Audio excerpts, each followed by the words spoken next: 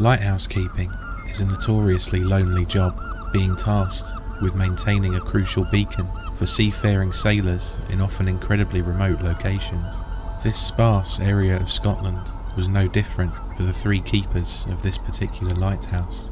However, the story has been the subject of investigation, speculation and rumour, even inspiring songs and poems.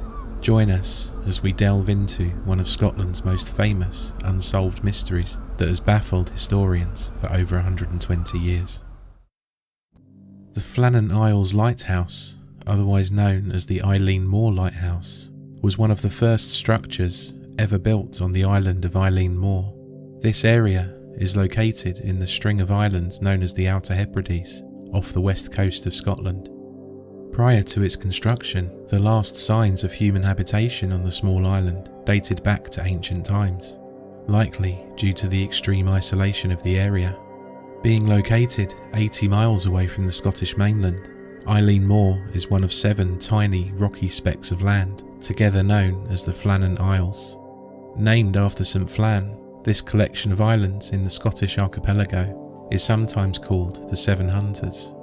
It took a long 4 years to build the lighthouse and was lit for the very first time on the 7th of December 1899, just before the turn of the new century.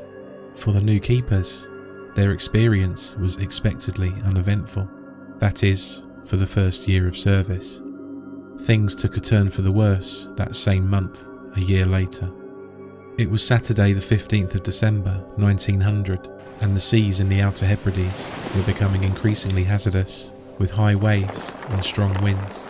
This wasn't out of the ordinary for the remote area. A transatlantic steamer vessel named Arctur was nearing the end of its long journey from Philadelphia to Leith when the crew noticed something amiss. It was noted that when they passed the newly built lighthouse on Eileen Moor, the light was not operational. This was highly dangerous at the best of times, but even more so considering the adverse weather conditions. 3 days later, the ship successfully docked in Leith, and the concerning sighting was reported to the Northern Lighthouse Board. This was, and remains to this day, the General Lighthouse Authority for Scotland, and is responsible for marine navigation aids around coastal areas. The authority arranged for relief vessel Hesperus to travel to the lighthouse to perform a routine relief visit. Hesperus was due to set sail from the mainland on the 20th of December, but due to adverse weather, they were delayed by several days. Eventually, the relief vessel reached the island of Eileen Moor at noon on Wednesday the 26th of December. The crew of Hesperus were expecting to be greeted by the 3 keepers of the lighthouse, James Ducat, Thomas Marshall and Donald MacArthur. However, on arrival, the crew and relief keeper found that the flagstaff had no flag. None of the usual provision boxes had been left on the landing stage for restocking, and, more ominously, none of the lighthouse keepers at all were there to welcome them ashore. Jim Harvey, the captain of Hesperus, attempted to reach them by blowing the ship's whistle several times and firing a flare, but there was no response whatsoever. As a result, a boat was launched, and Joseph Moore, the relief keeper, was put ashore alone. Upon disembarking from the small boat and approaching the entrance, the gates to the main compound and the main door were both closed. Upon gaining entry to the remote lighthouse, Moore was confronted with a truly eerie scene. The air was heavy with a damp chill, the fireplace having remained unlit for days. All of the clocks had stopped, the beds were unused, and 2 of the 3 keepers' oilskinned coats, essential during the winter months, were missing. The lamp was clean, the blinds on the windows and the fountain were full. Pots and pans were also scrubbed and ready to be used.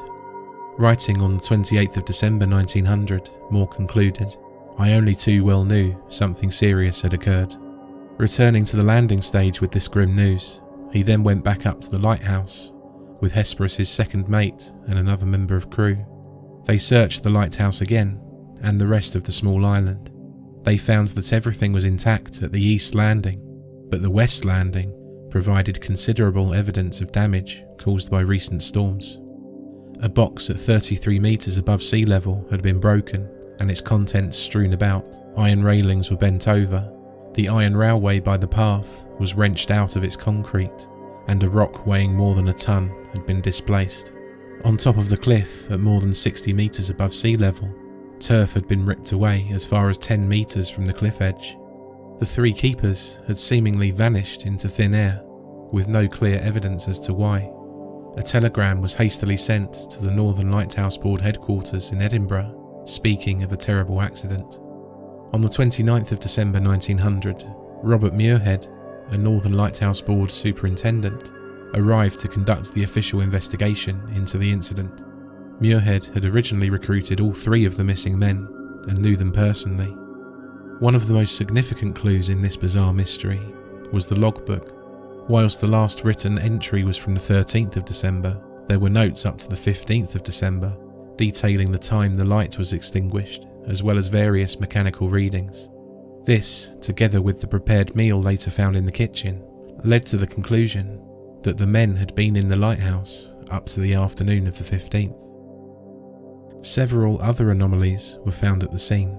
The clock had stopped. What's more, whenever they left the building, 2 of the Eileen Moor lighthouse keepers, Ducat and Marshall, were dressed in what they would normally wear to go to the landing. MacArthur had left without his only coat, which was highly unusual. The investigator examined the clothing left behind in the lighthouse and concluded that Ducat and Marshall had gone down to the western landing stage, and that MacArthur had left the lighthouse during heavy rain in his shirt sleeves. He noted that whoever left the light last and unattended was in breach of NLB rules. He also noted that some of the damage to the west landing was difficult to believe unless actually seen. He arrived at the following conclusion as to the cause of the strange disappearance.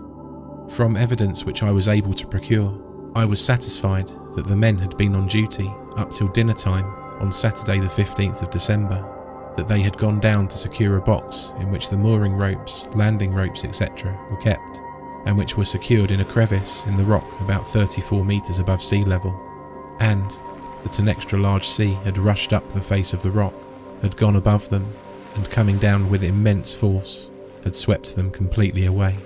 But not everyone at the Northern Lighthouse Board was convinced. There were several pressing questions that remained unanswered. Why had none of the bodies washed ashore? Why had one of the men left without his coat in the middle of the bitter Outer Hebrides winter? And how could 3 experienced lighthouse keepers all be taken unawares by an approaching wave? However, the discovery was ultimately written up as a bizarre accident and the crew returned home. Decades later, the story got more bizarre. A 1965 book cited a 1920s magazine publication of the Lighthouse Log's final entries from December the 12th to December the 15th. This document, allegedly written by Thomas Marshall, told of an otherworldly storm, so intense that all 3 keepers feared for their lives. MacArthur, by all accounts a tough guy, was crying and praying in the corner, while Ducat, the senior keeper, reportedly sat silent and dazed throughout. The final entry reads, "Storm ended, sea calm, God is over all." These accounts, which are disputed by some as unreliable, led some to speculate that one keeper killed the other 2 before killing himself. One of them was in the lighthouse, as regulations forbade the station being left empty. MacArthur was known to be volatile. Even if a giant wave swept one in and the other went back for MacArthur, are we then asked to believe a second wave swept the other 2 away?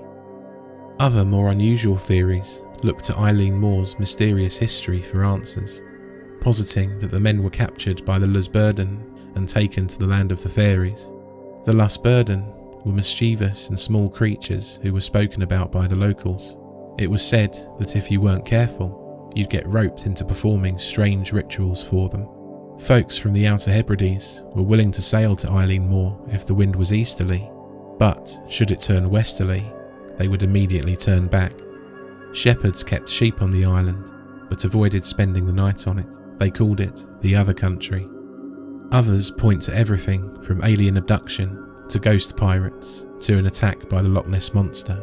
The stranger-than-fiction disappearance was even the subject of an episode of Doctor Who in 1977, which blamed a shape-shifting alien. Despite these outlandish theories, The most commonly accepted theory these days takes the unusual geography of the islands into account. The coastline of Eilean Mor is deeply indented with narrow gullies called geos. The west landing, which is situated in such a geo, terminates in a cave. In high seas or storms, water would rush into the cave and then explode out again with considerable force. It was possible that MacArthur may have seen a series of large waves approaching the island and, knowing the likely danger to his colleagues, ran down to warn them, only to be washed away as well in the violent swell.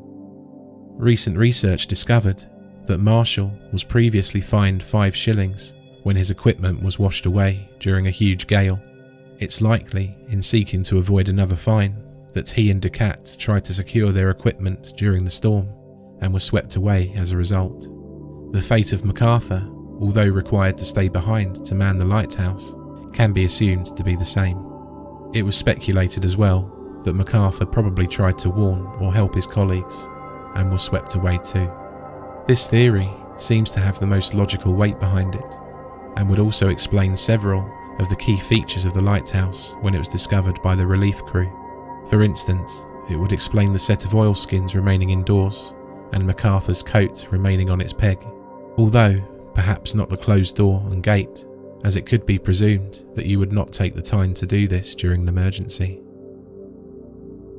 Despite some leading theories, it's unlikely that the truth behind the Eilean Mor lighthouse mystery will ever be uncovered, or the fate of its lighthouse keepers ever truly known. It seems to be a secret that the island will keep, shrouded in a veil of mystery. Nevertheless, the infamous tale has never lost its ability to captivate. It's inspired songs, an opera, and even a poem by Wilfred Wilson Gibson in 1912. Though 3 men dwell on Flannan Isle, to keep the lamp alight, as we steered under the lee, we caught no glimmer through the night. A passing ship at dawn had brought the news, and quickly we set sail, to find out what strange thing might ail the keepers of the deep sea light. The wine a day broke blue and bright, with glancing sun and glancing spray, while o'er the swell our boat made way, as gallant as a gull in flight.